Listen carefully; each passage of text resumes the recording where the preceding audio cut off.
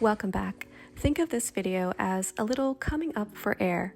After deeper topics, I like to pause and share something lighter, a simple day in the life, with gentle pauses to reflect on what wholeness looks like in everyday moments. Can we all agree that the days that we prioritize worship feel blessed?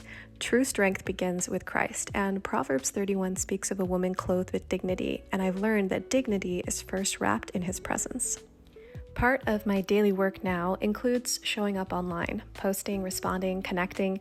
It can feel overwhelming at times, but I try to treat it as a ministry, small seeds of encouragement planted in places I may never see grow, but trusting God to water them in His own time. Planning my day is essential. A little structure goes a long way, and it gives space for peace, and it helps to keep a balance between work, home responsibilities, and the many roles I feel called to. I co-founded a clean skincare company with my twin brother, and today I'm prepping an Amazon order. Some have asked me, why do this when you don't need to? For me, it's about discipline, creativity, and faithfulness. It's easy to start something when it feels exciting, but the real growth happens when you show up on the days that it doesn't feel exciting, and that's what I'm after.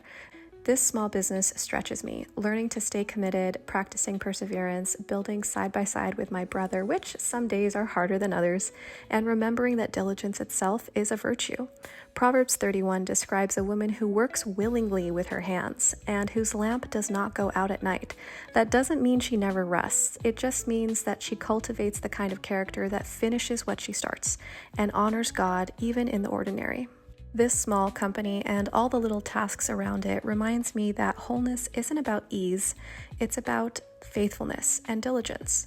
Compared to my lectures and other types of things that I do, this isn't necessarily glamorous work. So there's labeling, there's packing, there's double checking, but there's this quiet satisfaction in it. Sometimes we think God only works in the big, visible parts of life, but I've learned that He also shapes us in these smaller, hidden tasks too, and I just don't want to miss out on that.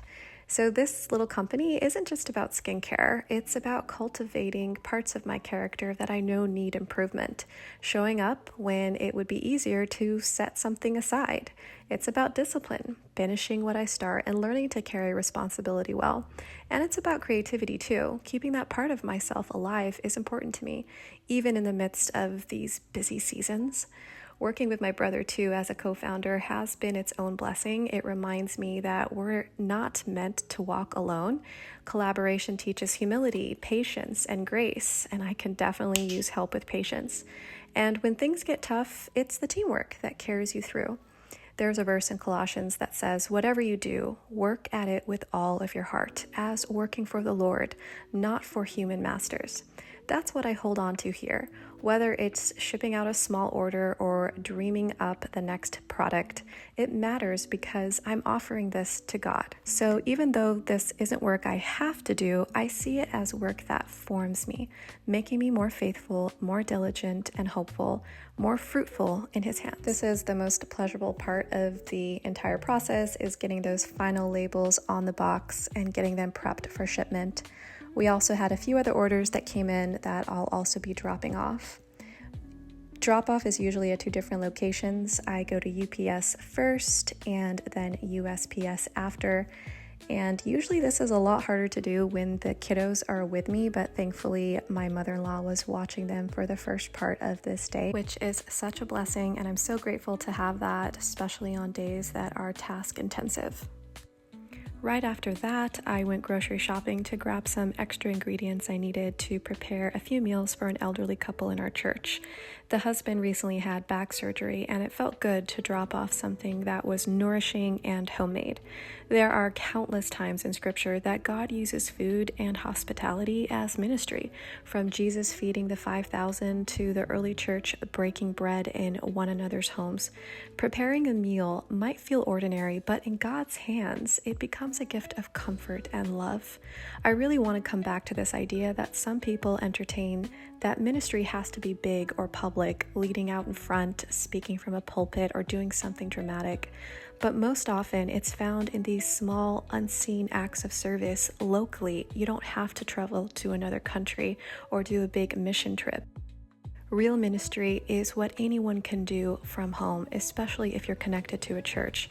There are so many unspoken needs in our churches.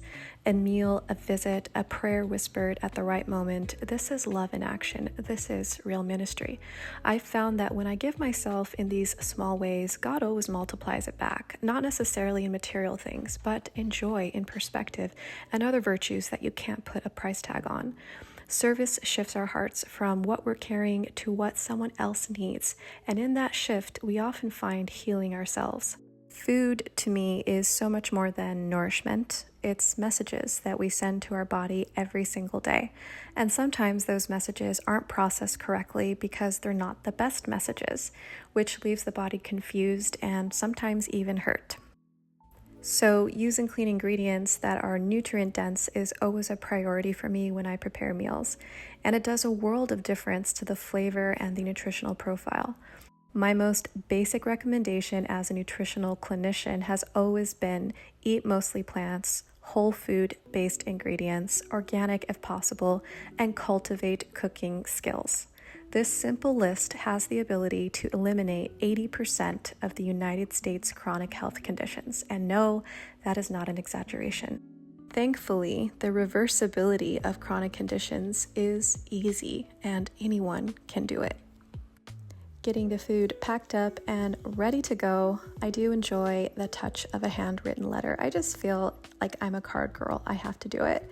So that was all done, placed that in the baggie, got the kids in the car, and we drove off. Thankfully, the kids were a little tired, so they were extra quiet on the way there, and I was asked to just leave it at the front door, which I did, and so appreciated the sweet messages that followed of gratitude. They seemed to have really enjoyed the meal, which always makes me so happy. On the way back, my kids fell asleep in the car, so I stopped at one of our construction sites to check on the progress.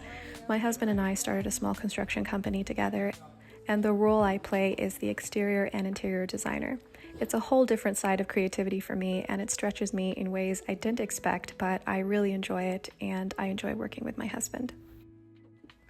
Back home, I carved out some time for homeschooling with my son. Teaching him isn't always easy, but it is sacred work, shaping character, nurturing curiosity, and planting seeds that I pray will bear fruit for a lifetime. Okay, fresh flowers. Fresh flowers on our table is one of the simple yet nurturing things I do for myself. It is a little bit of an oxygen mask, I guess you could say. It may seem small, but beauty is a part of wholeness too, especially if you're an artist at heart.